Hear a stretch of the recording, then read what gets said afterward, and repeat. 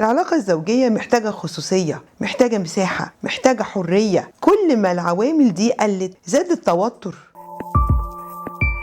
لما الجواز يبقى 3 مش 2. هو ينفع الجواز يبقى موجود فيه دايما حد تالت؟ يعني ينفع الجواز يبقى 3 مش 2؟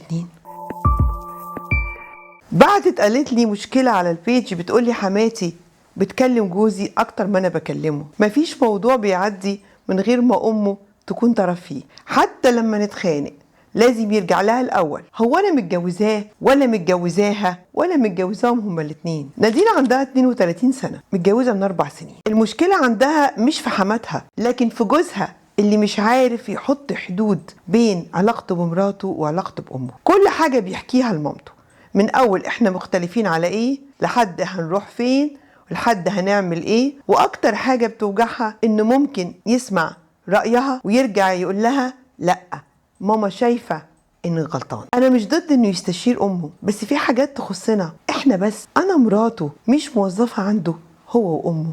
العلاقة مع الأم طبعا دي لها جوانب كتير قوي متشابكة، لكن الزواج الناجح قائم على مبدأ واضح. العلاقة الزوجية اتفاق بين 2 مش مجلس إدارة. التدخل المبالغ فيه من الأهل خصوصا لو ما تقابلش بحدود صحية من الزوج بيخلي الشريك الآخر يشعر دايما إن هو منبوذ وإنه لوحده وإنه فقد السيطرة على حياته. الزوج لازم يدرك إن أمه دورها بيتغير بعد الجواز من صانعة قرار إلى داعمة من بعيد أو إن ملهاش دعوة خالص. الزوجة محتاجة توصل إحساسها بوضوح، محتاجة إنها تقول لجوزها أن علاقتنا لازم تبقى خاصة بينا، لازم علاقتنا تفضل بينا، مش أي حاجة بينا تطلع بره وناخد آراء غيرنا. لازم يتفقوا على قاعدة، الخلافات تتحل بينا قبل ما تخرج لحد تاني. اللي بيشارك الكل في حياته الزوجية بيخليها حياة عامة مش حياة خاصة، وهو ده عكس الزواج.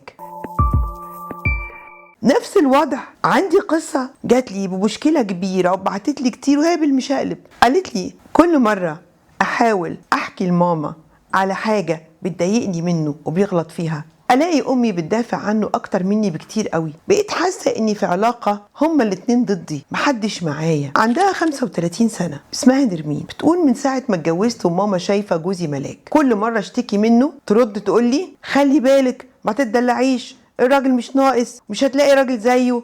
ولو حصل خلاف أول حد ياخد صفه هو أمي. أنا بحب جوزي بس أنا نفسي أحس إن أنا ليا أهل. بيقولوا الأم صاحبة، أنا مش عارفة أحس بده. هم على طول خايفين إني أزعل جوزي، وأكتر من كده بقيت أخاف أتكلم معاه حتى عن مشاعري عشان ما يتضايقش ويروح بقى هو كمان يشتكي لماما، وكل شوية تيجي ماما تزعقلي. قصتك غريبة طبعا. هي دي حالة من التمركز حوالين الطرف المثالي في نظر الأهل. يعني انت والدتك شايفة ان زوجك ده مثالي، وطبعا في نظر ناس كتير جدا ان والدتك دي ست عاقلة جدا جدا جدا وانها بتحافظ على حياة بنتها. لكن المشكلة ان التمركز حوالين الزوج الزيادة بيخليكي انت كزوجة تشعري انك لوحدك في العلاقة دي، وان حتى اهلك جزء من الضغط عليكي مش بيحموكي. الحل في قصة زي دي الام لازم تفهم ان مش معنى انها بتدعم بنتها ولا بتقول لبنتها انت عندك حق انها كده بتهاجم الزوج ولا انها بتخرب بيت بنتها. لا، اوقات البنت محتاجة تحكي، محتاجة حد يتعاطف معاها، اوقات يكون عندها حق. ليه الظلم؟ الزوجة محتاجة مساحة تعبر فيها عن مشاعرها بدون تدخل، حتى لو بتحكي لأهلها بتفضفض. مش لازم كل كلام تحكيه هي قاعدة في المحكمة ودايما هي الملامة. لو الأم بقت حليفة للطرف الآخر طول الوقت هتخلق فراغ وشرخ ما بين البنت وما بين أهلها. لازم نبقى معتدلين.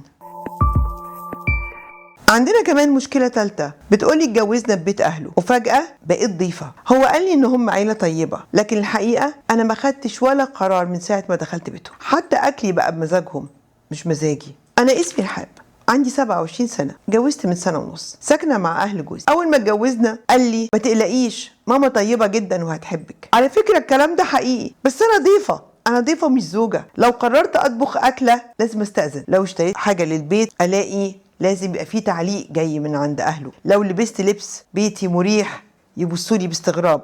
أما عن علاقتي بجوزي بقت مختصرة على الآخر، لأنه دايما في ضغوط، خايف من زعل اهله، كل ما اطلب حاجة يخاف انهم يقولوا ان انا بستغله ولا بيمشوا ورايا. بيقول لي هو ده بيت العيلة ومش هينفع نسيبهم. انا بقيت مش عارفة هو انا متجوزة ولا انا يا دوبك مأجرة جزء في حياة حد تاني.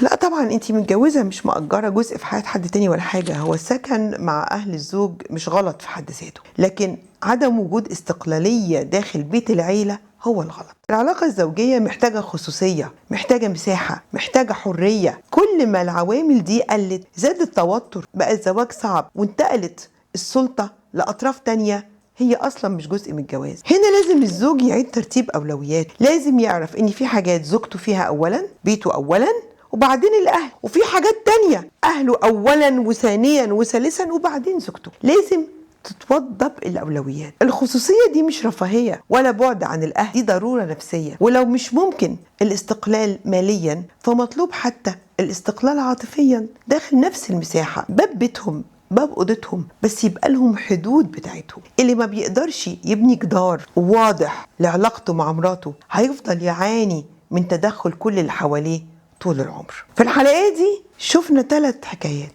مختلفين لكن وجعهم واحد، العلاقة فقدت خصوصيتها وبقى القرار مش بس بين راجل ومراته او الراجل والست بتاعته، لأ ده بقى قرار بينه وبين ناس تانية. الزواج لازم يبقى شراكة بين 2، كل واحد وراه أهله وأكيد بيحترمهم، بس في الآخر الحياة جوه البيت ما تنفعش تبقى استفتاء جماعي. حدود الأهل مش قلة احترام، دي ضمانة إن العلاقات تفضل قوية. وكل مرة بندي الناس حق يدخلوا في اللي بيننا وبين بعض بنخسر شوية من حبنا لبعض. الحدود مش عيب، كل حد له مساحة خصوصية، الأهل كمان لهم مساحة خصوصية. الجواز بين 2 عمره ما هيبقى بين 3. ولحد هنا خلصت حلقتنا، لكن ما خلصتش لقاءاتنا. أشوفكم في حلقة جديدة من أسرار شخصية مع أمنية. أشوفكم على خير.